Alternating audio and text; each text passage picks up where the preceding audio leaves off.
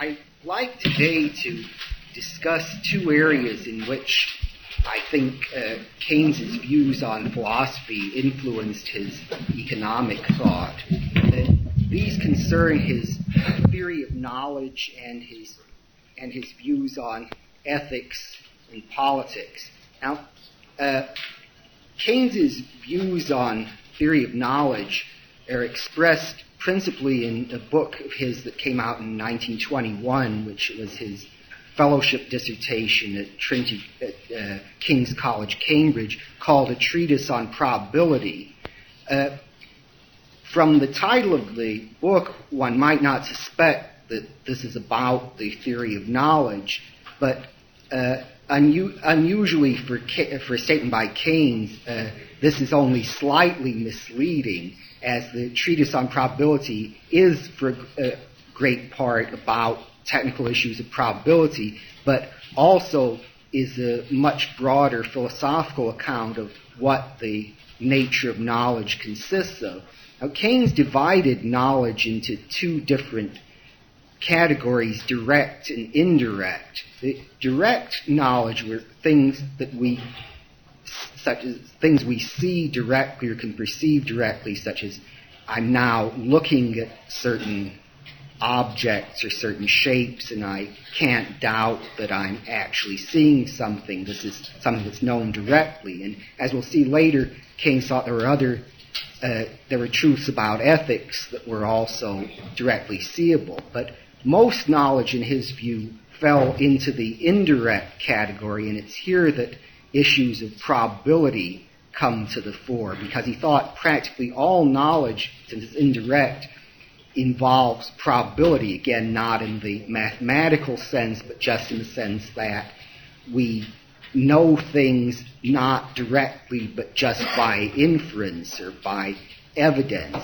And in his view, there were logical principles that enable us to go from certain evidence to certain probable judgments. Just like in the famous syllogism, all men are mortal, Socrates is a man, therefore Socrates is mortal, it follows logically, given the premises are true, the conclusion is true. Keynes thought that, given certain premises, it was logically true that such and such an event was probable, given certain evidence.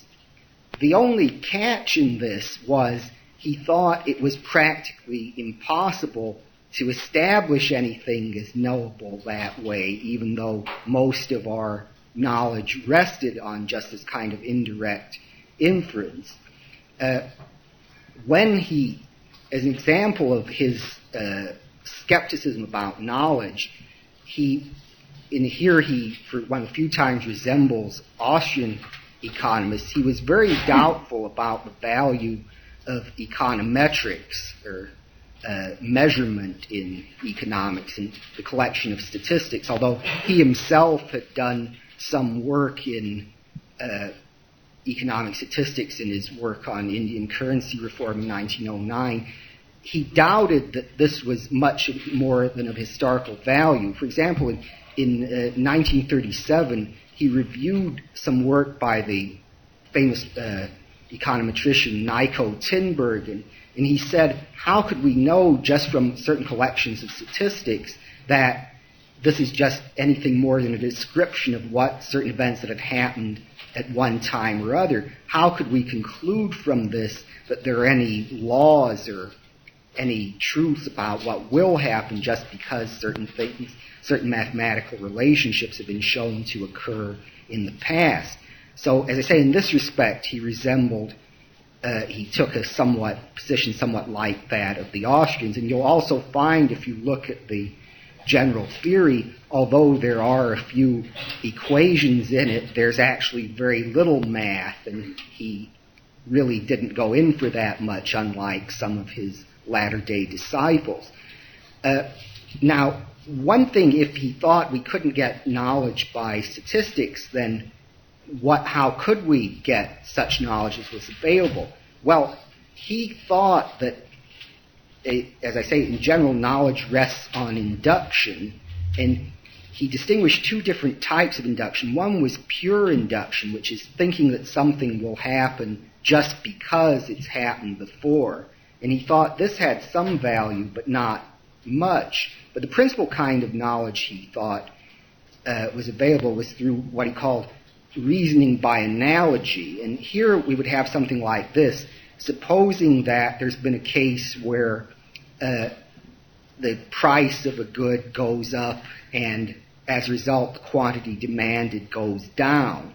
And this happens several times. And we think we can see an analogy between the different instances, that there's sort of some explanation we can come up with of why this relationship should hold. So he thought this would give us some reason to think that it might generally be true that if the price of a commodity goes up, the quantity demanded will go down. It's sort of very, as you see, very strictly reasoning by analogy. Now, one thing he was very insistent on is, in this kind of reasoning by analogy, one couldn't just arbitrarily pick points of analogy, but one had to take account of all the analogies and disanalogies in a whole system of events. For example, in studying, he was very doubtful that one could just study particular individuals, say, as is done in the Austrian approach, where it's economics is developed from certain axioms of human action, and then one starts with individuals who are exchanging commodities and build up the theory of economics from that basis. Keynes thought doing that way would have been an abstraction from the whole system. One has to do things, sort of consider them all together, considering both the analogies and disanalogies at the same time.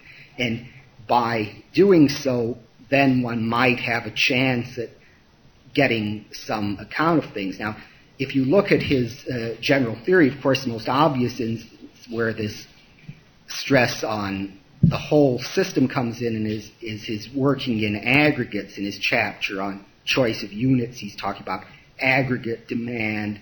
Again, when he's talking about the rather hard to understand concept of the wage unit on page 41, it's a measure of aggregate wages, not individual wages, and always concerned with aggregates. Now, one instance of this in particular is probably the most famous, is the so-called paradox of thrift that I'm sure most of you are familiar with from your textbook. Actually, Keynes never describes it in the general theory by that name, the paradox of thrift, but he does say that while one individual can save, it doesn't follow that everyone in the economy can save, because some people's saving may be offset by others. So in his view, you see how it's a fallacy to take account of how individuals react just by themselves and then build up the rest of economics from that. One has to realize that, as he sees it, that the total system may be entirely different from just what happens when we take individuals into account. Now, if some people, when they explain this so-called paradox of thrift, say that Keynes's point was that there was a fallacy of composition involved. That's to say, it doesn't follow if something is true of a part, it's also true of a whole. And I think that's right, but most of the textbooks get the wrong thing as a fallacy of composition. They'll say something like Keynes thought a particular individual can add to his wealth through savings, but it's not true that everybody can add to his wealth through savings. Now, he doesn't say that, but he says, if you look at this passage, page 82 to 83, he says that an individual can save, but it doesn't follow that all individuals can save. He doesn't say anything to suggest that there's some individual who can save but not add to his wealth, but that's just a digression. I just put that in because I think it's important to be accurate about stating things in exactly as he had them. Now, again, another view of his that comes in, the philosophical view of his on knowledge that comes in very much in his economics, is again with this idea of the total system, is that one has to consider the surface properties of things very closely. One can't claim that there are obviously certain underlying factors that really account for everything in the system.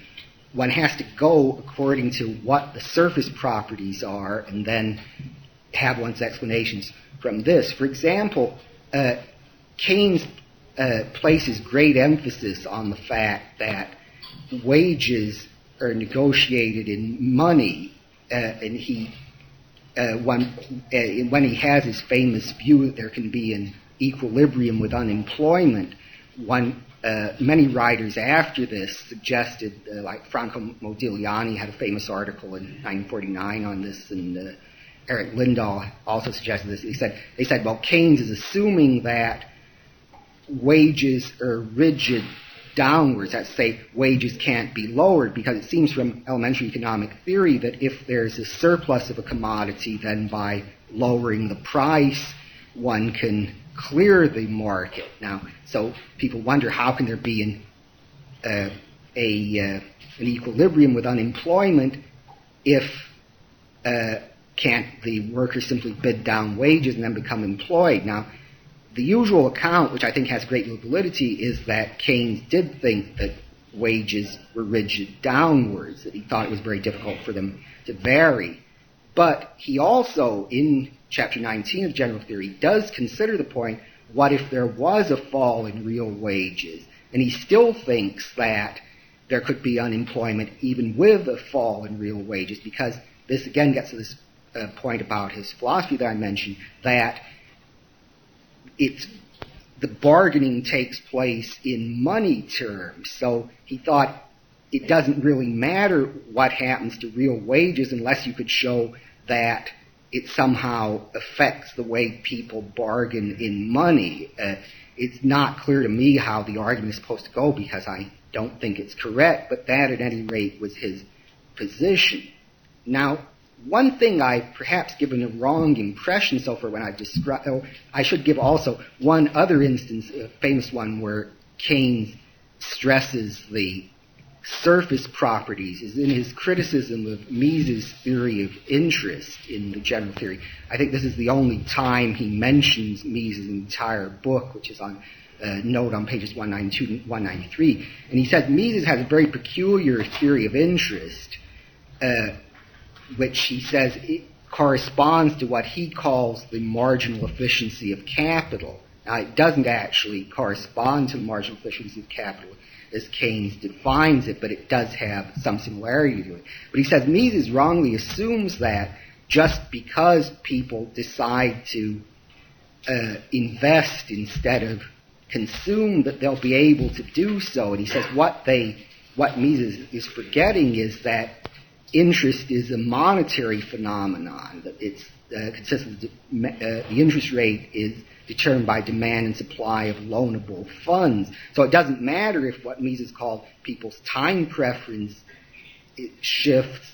There must be some way of having this affect the money market before it can have any the kind of effect Mises was concerned with. That's to say, for example, supposing people's time preference lowers, and as a result, entrepreneurs decide to increase investment.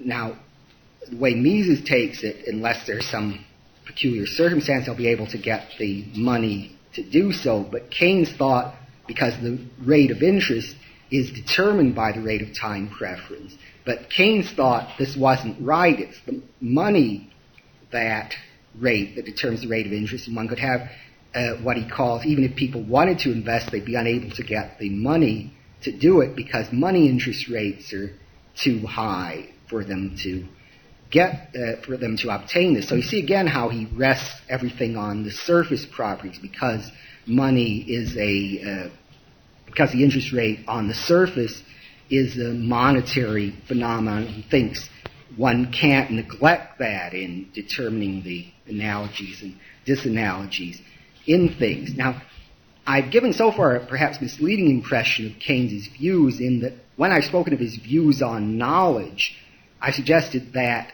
he did think there was at least some knowledge obtainable of this indirect kind by induction through analogy. Now, it isn't wrong to say that in the sense that he denied this, but he really wasn't sure about it, because he said all induction rests on what he calls the principle of limited variety. That's to say that certain things vary with certain other things, and it not randomly, but certain things, what he called in the treatise on probability, logical or legal atoms. It's rather unusual terminology. It's sort of things that always vary together. If these occur, if there are things that always vary together, then we do have some basis for inductive inference, but we can't know that this principle of limited variety is true. I mean, we might have, supposing the economy is what he calls, on page 249 of the treatise, an organic system. That's to say one that's always changing, and there aren't any constant relationships in it. It's just you have the whole thing considered as a unit, and there are no relationships of parts within it.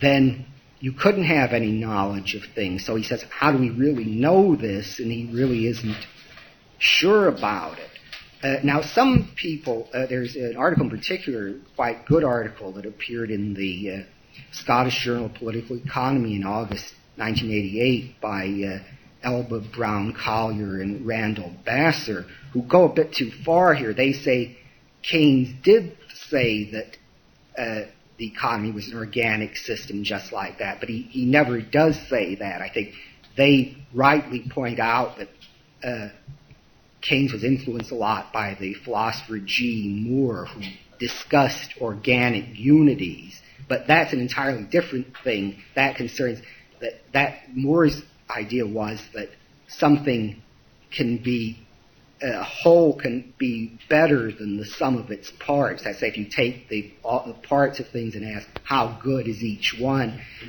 it won't necessarily be the case, but you add them all up, you'll get the good of the whole. You could have more good in the total than the part. So that really is quite different from what Keynes meant by an organic system. And I don't think there's any evidence he called the economy an organic system. Now, supposing we do have this kind of, we do get some analogies of the kind Keynes thinks appropriate. Now, I should mention also, before this, what about the Misesian view that one can derive economics by deductive, strict deduction from logically true axioms? Well, Keynes doesn't directly comment on this, but I think it's clear what his views would have been on this. Now, if you hold the Misesian view, you're holding that certain truths are synthetic, that's say they give us information about the world, but are also knowable without reference to experience. Professor Hoppe has written very well on this point and is basic to Mises' position. But Keynes didn't deny that there were such synthetic a priori truths, as these are called, but he was rather skeptical about them. He thought he did give examples that he thought might be such truths, but he had a very limited view of what they consist of. So I think that he would not have accepted the Misesian praxeology as a legitimate approach, because he would have thought this is making too many things synthetic a priori, and we can't really know this. Now, there's one other part of his theory of knowledge that I think is very important in understanding his economics, and this enables us to get to the second topic I suggested, which is his views on ethics and politics and how these affect his economics. Supposing we have a whole system, we do get certain knowledge by analogy in the way I've suggested Keynes thought might be possible. We then have the problem, how do we know in the system which things cause which other things? Now, Keynes has very interesting treatment of causality in Treatise on Probability. It's just a brief comment, page 277, where he says, like most things, he's really not sure what the nature of causality is. He says there's one position that David Hume held, that to say that one thing causes another, just to say that they're always in a constant relationship. You just have, say, one thing causing another means whenever you have A, then you have B. That's all there is to it.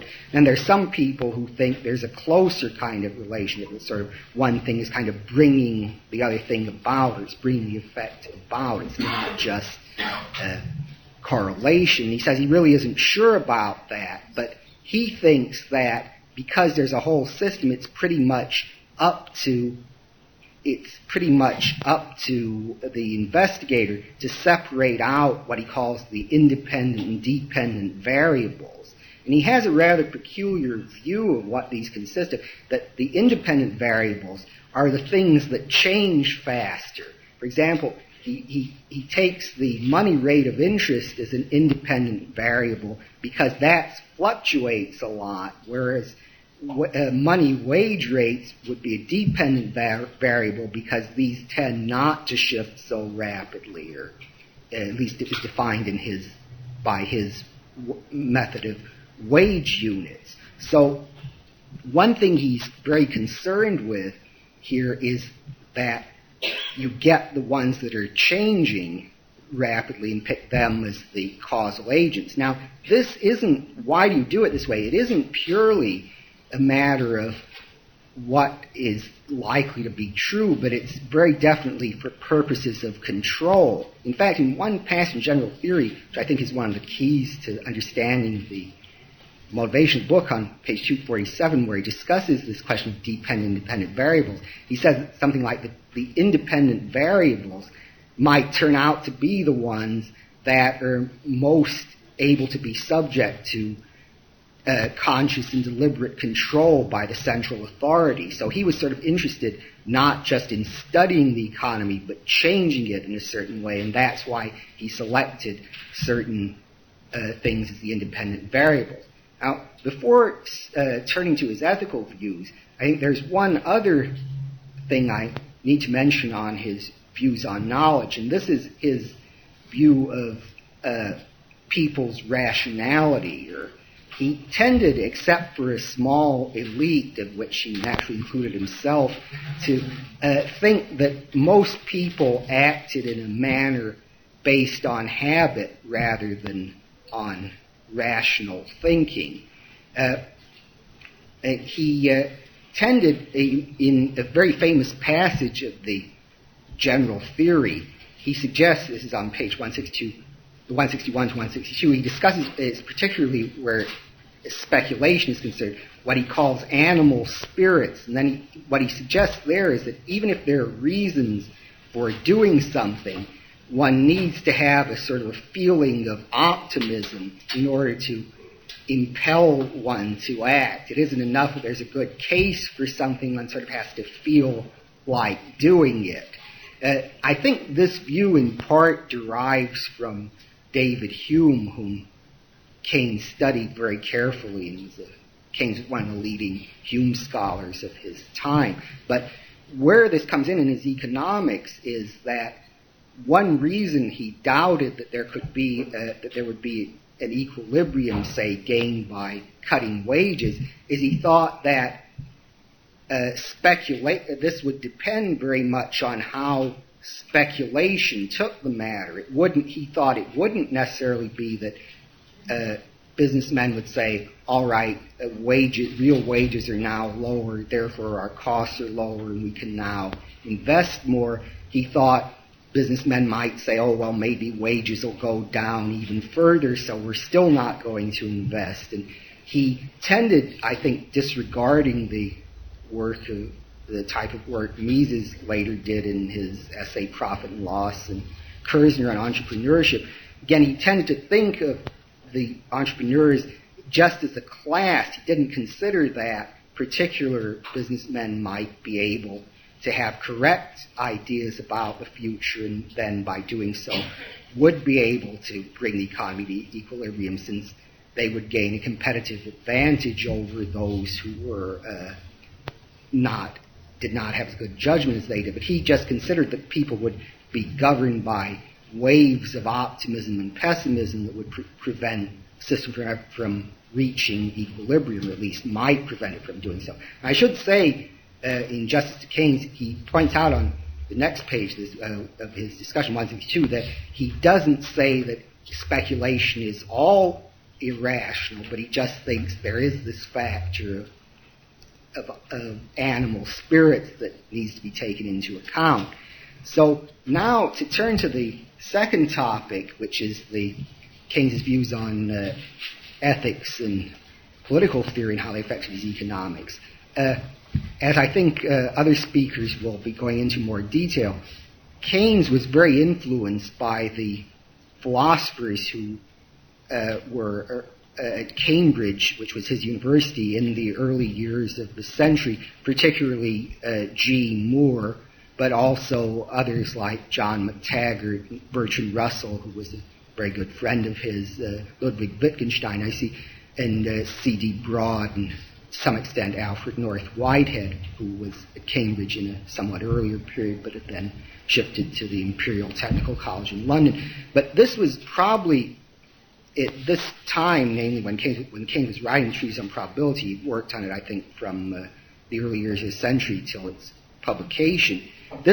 Cambridge was probably the leading center in the world for analytical philosophy. This is where really there was sort of really the top philosophers in the world were at this time. I mean, a figure like C.D. Broad, who would have been a major figure anywhere else, was just sort of a second-rater at Cambridge when they had Russell and Wittgenstein around. But one thing that Keynes was very influenced by Moore was that Moore thought that when we say that something is good, we can just intuit what things are good. It's sort of goodness is what he called a simple non-natural property, just like I can see, say, this lectern is brown. Moore held I could see certain things are good. Goodness isn't a physical quality or a property perceivable by senses, but I can just intuit this, see things are good. And Moore particularly held that the best things were certain states of friendship and certain types of contemplation of beautiful objects. Now, in practice, this goodness of this highest sort could only be enjoyed by a small group. Again, this is the kind of group Keynes included himself in. He was a member of a society called the Cambridge Apostles, which was kind of a elite group of undergraduates. And he was later associated with the literary circle called the Bloomsbury set. This is after the neighborhood that many of them lived in, which is near the Bloomsbury Square, is near the British Museum. But people of this sort stressed that they were kind of an elite who were able to have this kind of higher activity of contemplation, whereas most people were irrational and needed to be subjected to direction by these experts. Keynes, at one point in a letter he wrote to Bernard Shaw, said that in 1935, he said, well, he was writing a book on economics that would immediately revolutionize the subject. And just by his saying, just as soon as people realized he was right, or at least enough of the right people realized this, they would be able to put his ideas into effect. So again, he's assuming, he states near the end of the general theory, that the ideas of intellectuals of his kind are of primary importance in leading the masses, although in the 19th century he thought that material interests were more important, he attached considerable importance to certain capitalists who were willing to invest regardless of this situation at the moment. He thought things had now changed. In response to a letter from Dora Russell, which appeared in New Statesman, saying, well, if this view was true, why hadn't Keynes' ideas been put into effect yet? So he answered, well, I haven't convinced people yet, but I will.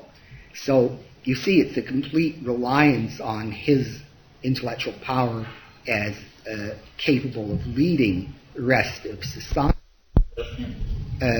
in his terms, the socialization of investment.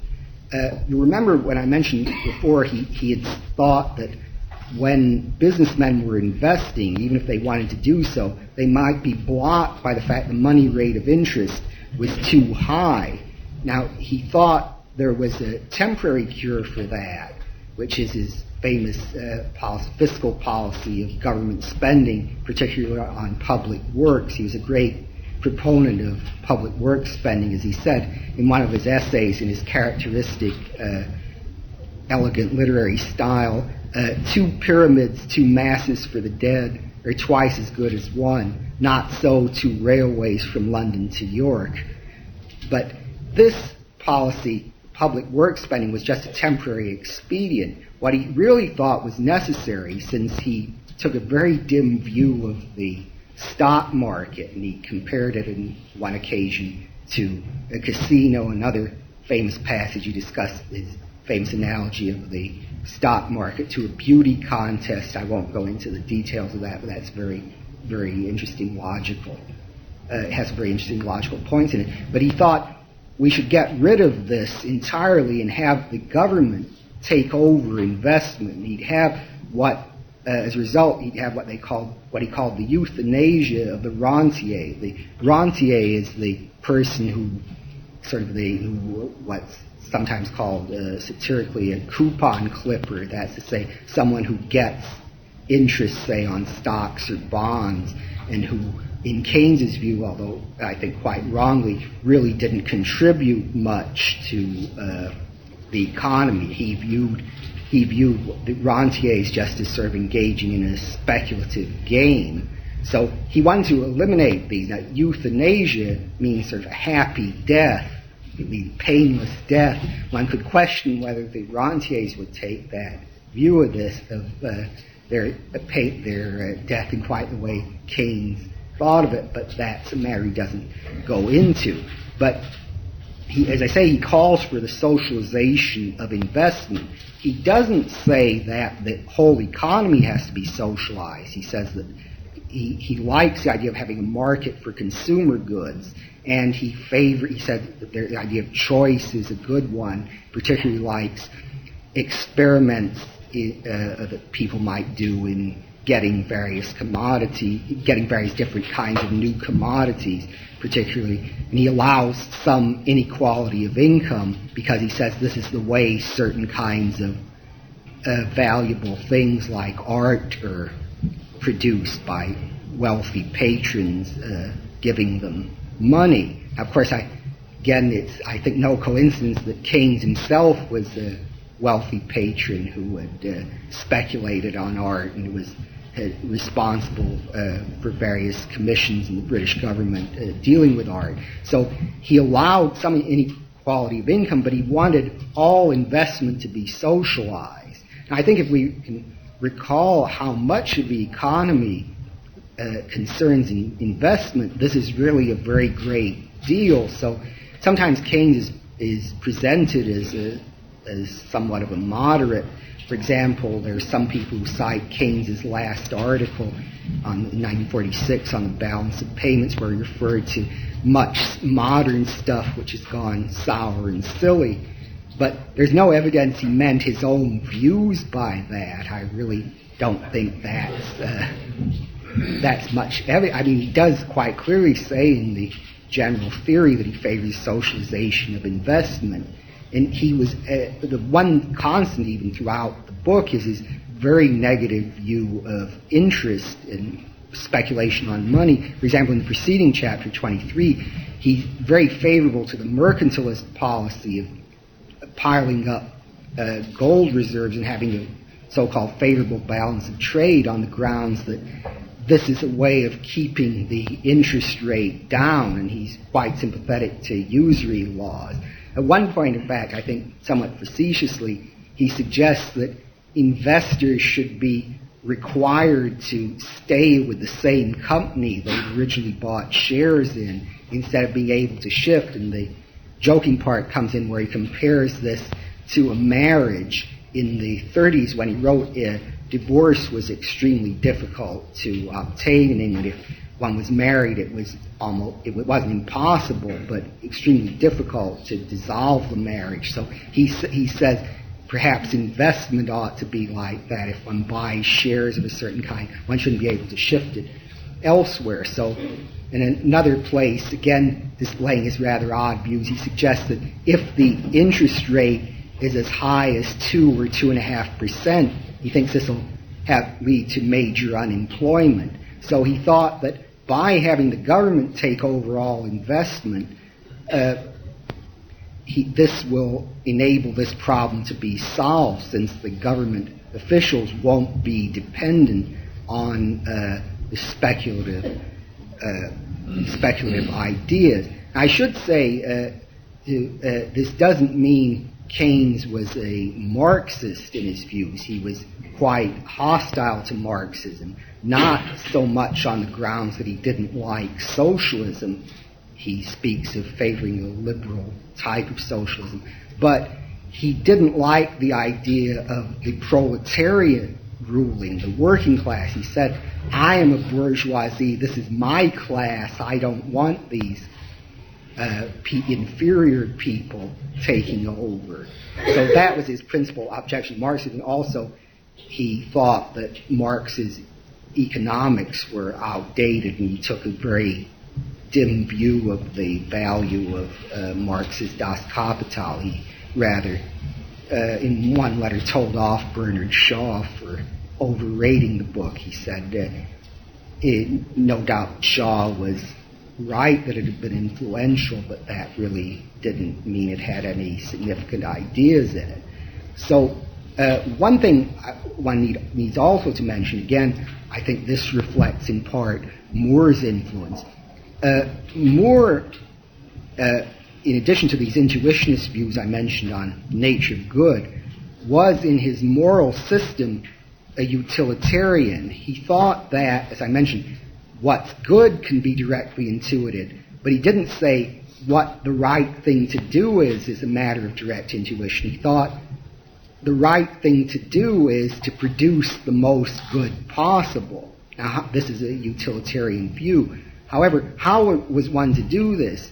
In Moore's view, which he gives at the end of it, near the end of his 1903 book, Principia Ethica, he says it's impossible to tell what the consequences of various suggested alternatives are going to be. We really can't calculate or determine what would happen if we did various things. This is, I think, an argument which those of you familiar with Professor Hoppy's work will find somewhat familiar, is he used a variation of this argument, his own criticism of utilitarianism. So Moore thought, in contrast to the view that one should have a rights-based morality, Moore thought that people ought to, in general, follow customary rules on the grounds that we have no real reason to think anything's better than that, since we can't calculate consequences.